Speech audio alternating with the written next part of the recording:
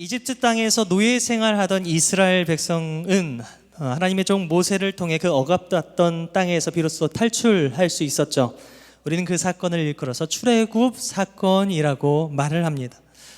평생 이집트 땅에서 살던 이스라엘 백성들이 드디어 억압받던 그 이집트 땅에서 벗어나 옛날부터 전설로만 들었을, 그리고 하나님께서 조상 아브라함에게 약속하셨던 바로 그 가나안 땅을 향해 이제 드디어 이주를 시작하게 된 거예요.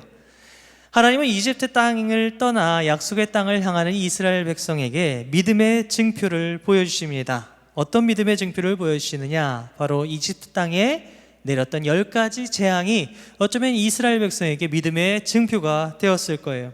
또 그들이 이 출애굽한 여정 가운데 함께 했었던 것이 있죠. 낮에는 구름 기둥, 밤에는 무슨 기둥이죠? 불기둥. 네, 이 구름 기둥과 불 기둥을 예비하셔서 그들을 인도하시니 이것이 믿음의 증표가 되었을 겁니다. 이스라엘 백성이 광야길을 걸을 때 뜨거운 태양볕을 구름 기둥이 가려주었고, 또 급격한 온도로 추웠을 그 밤에 이 불기둥을 통해 그들에게 따뜻함을 허락하시며 캄캄한 그들의 앞길을 밝히 비춰주셨으니, 이렇게 구체적으로 이렇게 세심하게 하나님께서 이스라엘 백성을 돌보시니 얼마나 그들이 감사했을까요? 그런데요, 그 하나님의 역사하심을 날마다 시시때때로 체험했을 이스라엘 백성이었는데, 그럼에도 불구하고 그들은 과연 감사했을지 오늘 말씀을 보면 우리는 그 생각에 물음표를 찍어 볼 수 있을 겁니다. 사실 세상에서 우리가 복받는 것은 권력, 재물, 명예 이런 것을 얻는 것을 우리가 복받는다고 하지만, 우리 믿는 자들에게 있어서 최고의 복은 무엇일까? 바로 하나님과 함께하는 것이 최고의 복이지 않을까요? 네, 그것이 최고의 복이잖아요. 늘 하나님께서 허락하신 이 구름 기둥과 불 기둥으로 함께 했던 이스라엘 백성, 그들이 얼마나 큰 복을 받은 민족이었는지 우리는 이 말씀을 통해서 생각을 해볼 수 있겠지만, 하지만 우리의 생각과는 달리 안타깝게도 그들은 출애굽 여정 속의 그 모든 일정들, 그 모든 사건들이 그리 달게 다가오지 않았던 것 같습니다.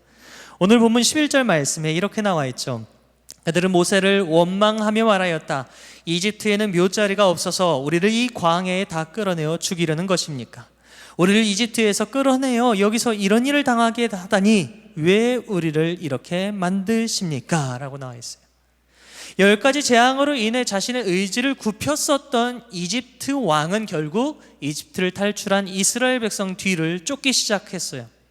그는 선별된 600대의 병거, 그리고 이집트의 모든 병거를 다 동원했고요, 지휘관들을 다 데리고 이스라엘 백성 뒤를 따랐다고 출애굽기 14장 7절은 우리에게 말하고 있어요. 이스라엘 백성은 거대한 물이 가득한 홍해를 이제 앞에 두게 되었고, 뒤에는 이집트 군대가 쫓아오는 그런 상황을 맞이하게 되었던 것이죠. 이 얼마나 당황스러운 순간이었을까요? 마치 막다른 길에 내몰린 이 고양이에 의해 내몰린 생쥐 같은 그런 당혹감이 그들의 가슴 속에 점점 피어나기 시작했어요. 이내 그들은 이 상황으로 말미암아 사고가 마비되는, 시야가 가려져 버리는 그런 경험을 하게 됩니다.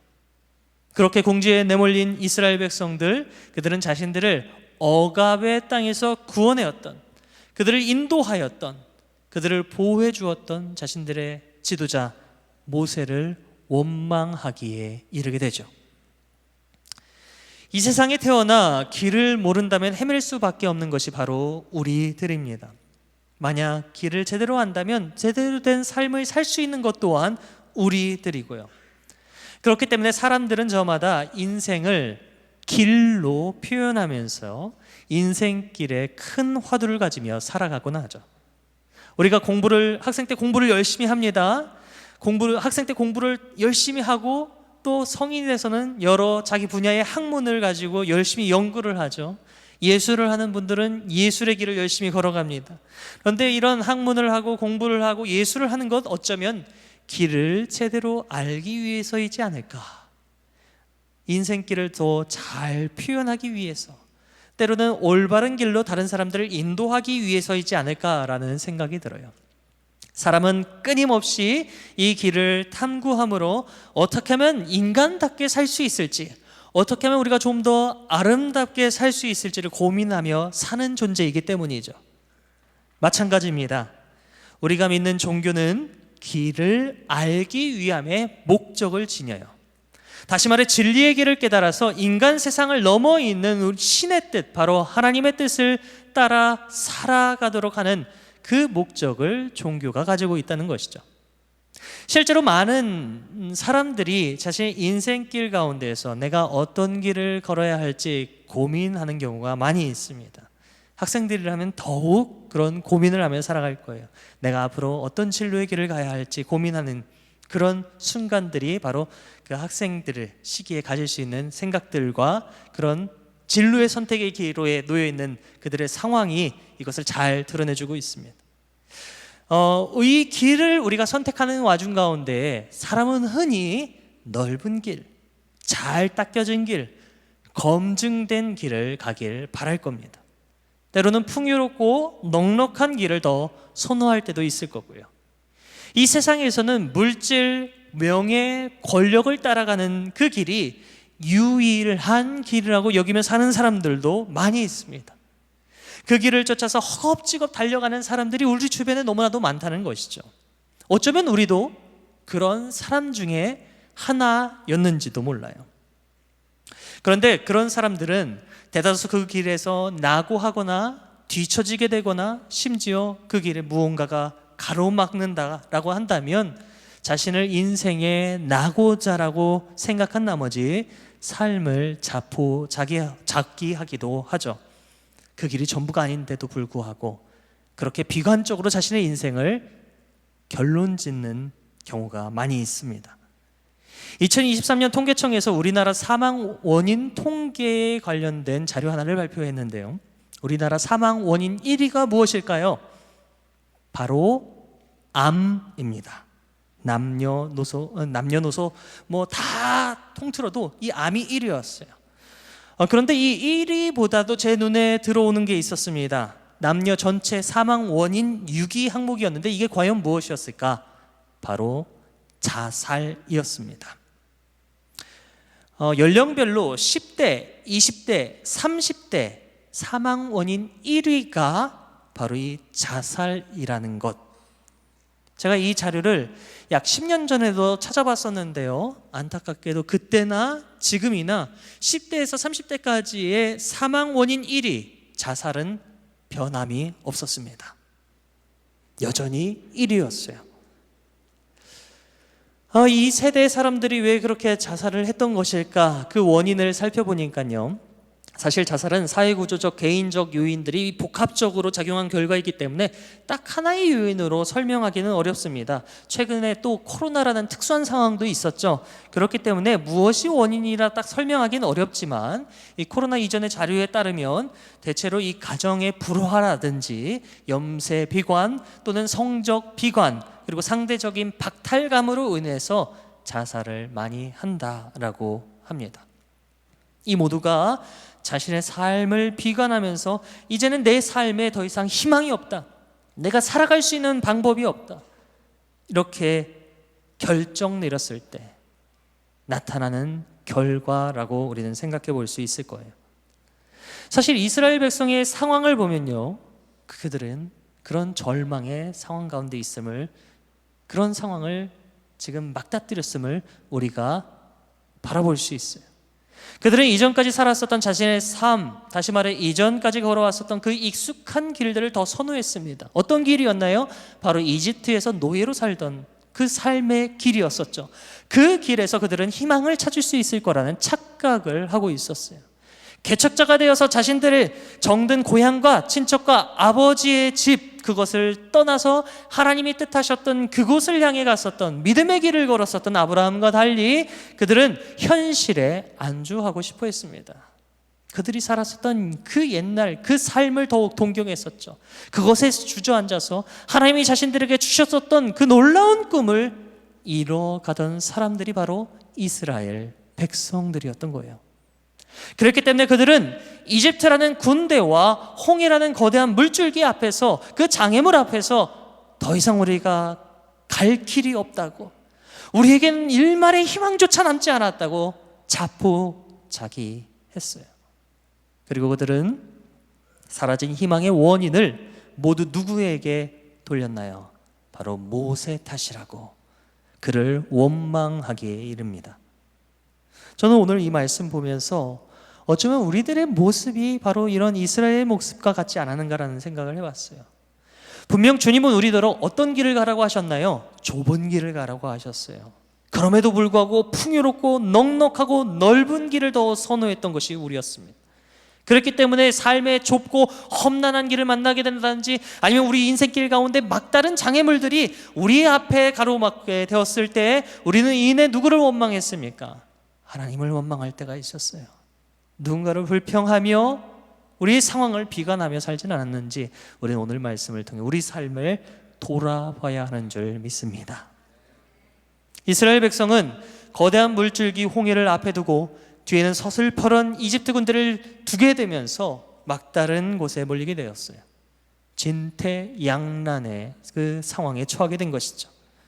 이 위기의 순간에서 이스라엘 백성은 너무나도 당연하듯 자신들의 지도자인 모세를 원망하며 탓하기 시작합니다. 어쩌면 모세를 통해서 그들을 그곳까지 인도하셨던 우리 하나님을 향해 원망하는 마음조차 가졌을지도 몰라요. 그런데 이런 이스라엘 백성과는 달리 같은 위기의 상황에 봉착한 이 모세는요, 누구를 탓하며 원망하지 않았어요. 그는 자신과 이스라엘 백성을 그곳까지 인도하셨던 하나님을 의심하거나 원망하지 않았다는 것입니다. 이 사실이 우리에게 시사하는 바가 커요. 모세의 마음에는 하나님을 전적으로 신뢰하는 믿음이 있었어요. 비록 앞에는 물줄기 그 홍해가 자신들을 가로막고 있고 뒤에는 서슬퍼런 이집트 군대가 자신들의 생명을 위협하는 그런 위기의 순간 속에서도 더군다나 모세는 어떤 위기가 또 있었나요? 바로 자신이 구원해낸 이스라엘 백성들이 자신을 향해서 손가락질하며 죽일 듯이 원망하고 있는 그런 어려운 상황 속에서도 모세는 동요하지 않습니다. 믿음을 잃지 않아요. 하나님을 향한 신실한 믿음을 끝까지 가지고 있었어요. 그렇기 때문에 모세는 그 상황을 무서워하지 않습니다. 도리어 태어날 수 있었어요. 그 태어난 마음과 하나님을 믿는 그 믿음으로 모세가 담대히 이렇게 이야기합니다. 오늘 본문 13절과 14절 말씀을 우리 같이 한번 읽어보도록 하겠습니다. 모세가 백성에게 대답하였다. 두려워하지 마십시오. 당신들은 가만히 서서 주님께서 오늘 당신들을 어떻게 구원하시는지 지켜보기만 하십시오. 당신들이 오늘 보는 이 이집트 사람을 다시는 볼 수 없을 것입니다. 주님께서 당신들을 구하여 주시려고 싸우실 것이니 당신들은 진정하십시오. 아멘. 앞길과 뒷길 모두 막혀 죽음이 엄습하는 그 순간 속에서도 이 모세는 이스라엘 백성에게 이렇게 말을 했습니다. 이 말에 집중을 해서 봐보세요. 사람은 누구나 위기의 순간을 찾아오면, 그런 상황을 맞이하면 이 위기를 해결하기 위해서 어떠한 방법이라든지 어떠한 수단을 강구하기에 마련이에요. 그런데 모세는 그보다 앞서서 이렇게 말하는 겁니다. 가만히 서 있으라고. 두려워할 거 없어. 그저 가만히 서서 기다려. 오늘 하나님께서 지금 너희를 위해 싸우실 거야. 앞길이 막히고 뒷길조차 막혀서 죽을 것 같은 이 위험한 상황일지라도 우리 하나님은 지금도 우리를 위해서 움직이시고 우리를 그 위험에서 구원해 주실 거야. 우리가 위험 요소를 여기고 있는 이집트 사람들, 이제 그 위험 요소 하나님께서 영원히 우리 곁에서 떠나가게 하실 거야. 모세가 이렇게 담대히 이스라엘 백성에게 말했어요. 그리고 이어서 이렇게 말을 하죠. 주님께서 당신들을 구하여 주시려고 싸우실 것이니 당신들은 진정하십시오. 아멘. 저는 이 말씀을 묵상하면서 온몸에 전율이 오더라고요. 어디 이게 진정할 상황인가요? 아니에요. 절대 그럴 수 없는 상황입니다. 그런데 모세는 똑같은 위기의 순간 속에서도 이스라엘 백성처럼 다른 누군가를, 상황을, 하나님을 탓하거나 원망하지 않았어요. 죽음이 다가오는 그 순간 속에서도 도리어 하나님을 끝까지 신뢰했습니다. 하나님, 왜 내게 이런 일을 맡기셨나요? 내게 왜 이런 일을 주셨습니까? 라며 원망의 말 하나 하지 않았어요. 그가 그렇게 하나님을 끝까지 믿고 따랐을 때 그에게 어떤 일이 일어났습니까? 하나님이 모세를 찾아오셨어요. 그리고 사방이 막혀서 완전히 길이 없다 여겨지는 그 상황 가운데에 모세가 나아갈 길을 열어주십니다. 뒤에 쫓아오는 군대들을 다 막아주시죠. 모세만 그렇게 구원해 주셨습니까? 아니에요. 그렇게 믿음으로 선포하였던 모세를 통해서 불평 가졌었던 그런 이스라엘 백성조차 구원해 주시는 놀라운 은혜를 베풀어 주셨습니다. 하나님은 이처럼 우리로 하여금 구원의 길로 초대하는 분이심을 믿으시기 바랍니다. 우리를 위험에서 건져주세요. 우리를 약속의 땅으로 인도하시는 분이 바로 우리 하나님입니다. 비록 우리의 가정이, 우리가 속해 있는 공동체가 하나님을 이렇게 신실하게 따르지 않는다 할지라도 내가 이 믿음을 잃지 않고 우리의 공동체를 위해, 우리의 가정을 위해 그렇게 기도할 때에 하나님은 우리를 통해 구원의 길을 열어주실 줄 믿습니다. 이 은혜로 길이 없는 곳에서도 주님으로 인해 기대와 희망을 품으며 오늘도 내일도 믿음의 길을 담대히 나아가는 우리 모두가 다 되시길 주님의 이름으로 소망합니다. 이제 말씀을 정리합니다. 제가 지난 15년 1월 24일에 중국 상해에서 잠시 국제 미아가 됐었습니다. 27명의 어른과 청년 그리고 학생들을 인솔해서 캄보디아로 비전 트립을 갔을 때였어요. 이제 귀국하는 도중에 잠시 이 중국 상해를 경유하게 됐습니다. 한 5시간 정도 기다렸었나요? 그러다가 이제 비행기를 타기 한 30분 전, 이제 비행기를 타러 가는 와중에 20대 초반의 여자 청년 하나가 사라졌습니다. 이곳저곳 다 찾아봤지만 그 여자 청년을 찾을 수 없었습니다. 그래도 이제 탑승해야 될 시간이기 때문에 팀원들을 다 보내놨습니다. 이제 저 혼자 찾으려고 했는데 자원에서 남는 이 2명의 남자 청년이 있어서 이렇게 셋이 이 여자 청년을 계속 찾아 헤맸습니다. 인신매매 당한 건 아닌가, 어떤 사고를 당한 것은 아닌가, 너무나도 걱정이 되었습니다. 최악의 상황이 제 머릿속에서 그려지고 있었습니다. 그 당시에는 뭐 요즘처럼 로밍을 한다든지 이런 것은 흔히 있는 것이 아니었습니다. 그래서 너무나도 걱정하고 있는 상황이었는데, 그러다가 이 여자 청년이 먼저 비행기에 탔다는 문자를 제가 모르는 번호로 받았습니다. 그 청년이 걱정된 나머지 모르는 사람에게 좀 문자 좀 보내달라고 그렇게 요청했던 것이죠. 그래서 너무나도 다행이다라는 생각에 이제 불이 나게 그 청년을 찾던 다른 2 청년과 함께 저는 비행기를 타려고 열심히 달렸습니다. 이제 게이트를 앞에 두고 이 게이트를 나가면 버스를 타게 되고요, 이 버스를 통해서 비행기에 타게 될 이 순간만 남겨놨는데, 이제 코앞에서 저희가 나가려고 하는데 저희 앞까지만 나갈 수 있었고 저희를 중국 공안이 막아섰습니다. 못 나가게 가로막은 것이죠. 나가려고 손짓 발짓 하면서 다 얘기하는데 공안은 굉장히 무섭게 또 단호하게 NO라고 얘기를 하고요, 어떤 설명도 저에게 해주지 않았습니다. 비행기 탈 시간 10분이 남아있었는데도 불구하고 말이죠, 이 경찰복을 입은 중국 공안들이 높은 어조로 중국말로 막 쏘아붙이고 얘기하는데요, 평생 처음 경험하다 보니까요, 제가 얼마나 무서웠는지 몰라요. 얼마나 걱정됐는지 모릅니다. 옆에 있던 남자 청년들도 벌벌 떠면서 목사님 저희 어떻게 해요? 이렇게 걱정을 했었어요. 제 안에 여러 걱정들이 또 불릴 때 일어났습니다. 아이고, 비행기를 놓치면 어떡하지? 내가 이제 환전해 간 돈 내가 다 쓰고 왔는데 이제 어떻게 비행기를 탈 수 있을까? 이제 내일 주일인데 예배는 또 어떻게 해야 되지? 여러 가지 걱정들이 들었어요. 저는 당시 이제 해외에 2번 나가봤었습니다. 그것도 필리핀만 2번 갔었는데, 제가 뭐 인솔해서 갔던 것이 아니라 제가 인솔 당해서 갔었던 거니까 비행기 수속받는 것도 처음이었어요. 처음으로 제가 인솔해서 갔었던 팀이었는데 이런 불상사가 있다 보니까 너무나도 걱정이 되었습니다. 그런 어려운 순간, 어떻게 할 수 없는 그 순간, 말조차도 통하지 않는 그 순간에 목사인 제가 무엇을 할 수 있었을까요? 기도밖에 할 수 있는 것이 없었습니다. 뭐 그 여자 청년 원망해봐야 그 상황이 나아질 수 있는 건 아니잖아요. 누군가 탓해봐야 소용이 없는 거였습니다. 기도하는 것뿐. 내가 주님 일 하다가 겪게 된 이 일, 주님만이 해결책이시니 주님께서 해결해 주십시오 라고 간절히 기도하는 것밖에 없었습니다.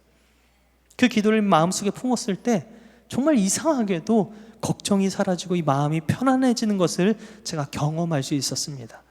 그래도 그 여자 청년 찾을 수 있었으니 얼마나 감사한 일이었는지 감사가 도리어 마음에서 올라왔습니다. 일단 안내데스크를 가서 이 되도 않는 영어를 가지고 막 손짓발짓하면서 설명을 했어요. 그랬더니 그 안내하시는 분도 영어를 잘 못하시더라고요. 몇 가지 영어와 중국말로 막 이렇게 얘기를 해주시는데 그때도 막 무서웠어요. 때로는 걱정이 됐습니다. 이런 게 조금씩 마음속에 올라왔어요. 그러다가 이제 몇 시에 와봐라 라는 말만 겨우 알아들어서 이 청년들과 함께 한 2-3시간 정도 공항에 가만히 있다가 이 시간이 돼서 안내데스크에 갔더니요, 참 놀랍게도 좋은 소식을 저에게 알려줬어요. 뭐냐, 저희가 탔었던 그 항공사는 비행기를 못 탔을 경우 다음 비행기 시간을 확인해보고 그곳에 자리가 있다면 선착순으로 그 비행기를 태워주는 그런 내규가 있는 항공사였습니다. 그것도 추가 비용 없이. 얼마나 감사했을까요? 그래서 저와 이 청년들이 이 비행기를 타고 바로 귀국할 수 있었습니다. 앞길이 캄캄하고 뒤로 돌아갈 수도 없는 그런 어려운 상황 속에서 때때로 사람들은 이스라엘 백성처럼 불평하고 누군가를 탓하고 좌절하거나 낭망할 때가 많습니다. 어쩌면 그게 우리의 잘못된 지난 날들의 습성이었는지도 모르겠습니다. 입버릇처럼 누군가를 탓함으로 나 자신의 의로움을 드러내고자 하고 내게는 잘못과 책임이 없다고 당연하듯 호소하는 것이 우리이지는 않나요? 하지만 그런 우리에게 주님께서는 이렇게 말씀하십니다. 요한복음 14장 6절 말씀에서 나는 길이요 진리요 생명이라고. 예수님이 우리 길이 된다, 담대함으로 그렇게 믿는 사람은요, 고난과 위기와 절망의 상황 가운데서 결코 좌절하지 않습니다. 우리 예수님께서 길이 되시기 때문에 우리는 그 상황에서도 희망을 품을 수 있는 것입니다. 우리는 이 말씀을 통해 길이 없다고 불평하며 누군가를 탓할 것이 아니라 길과 진리와 생명 되시는 우리 예수님을, 그리고 우리의 앞길을 예비하시는 하나님 아버지를 바라보며 의뢰하라는 바로 우리 주님의 말씀을 들을 수 있어야 합니다. 그리고 깨달아야 합니다. 우리도 예수님과 같이 길이 되어야 한다는 사실을 말이죠. 이게 무슨 말인가요? 마태복음 16장 24절 말씀, 누구든지 나를 따라오려거든 자기를 부인하고 제 십자가를 지고 나를 따라오너라 말씀하셨던 이 말씀처럼 우리도 믿음의 길을 내는 제자로 부름받았다라는 것을 기억해야만 합니다. 사랑하는 성도 여러분, 우리는 그간 믿음의 선배들이 걸은 그 길을 따라서 믿음의 길을 함께 걸어왔습니다.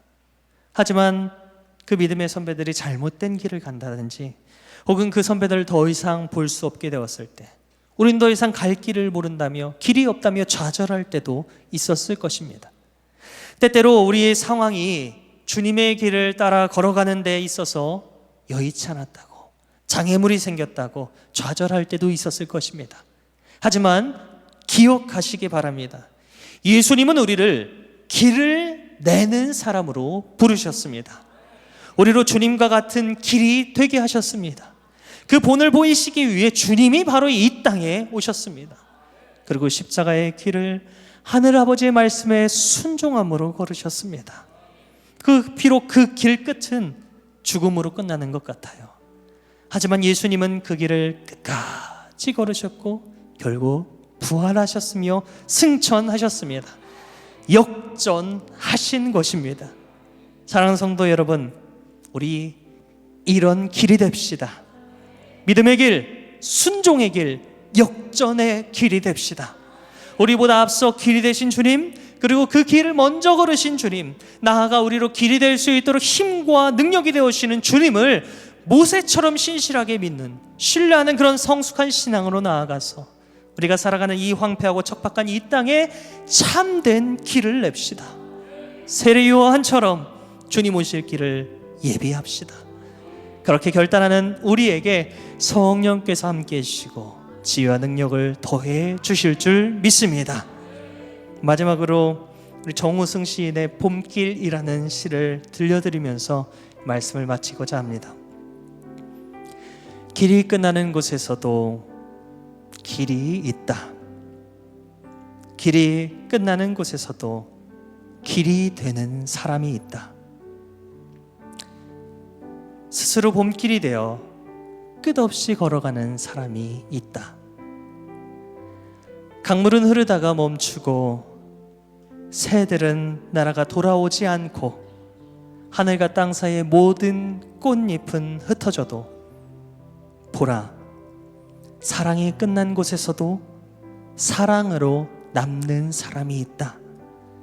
스스로 사랑이 되어 한없는 봄길을 걸어가는 사람이 있다. 기도하겠습니다.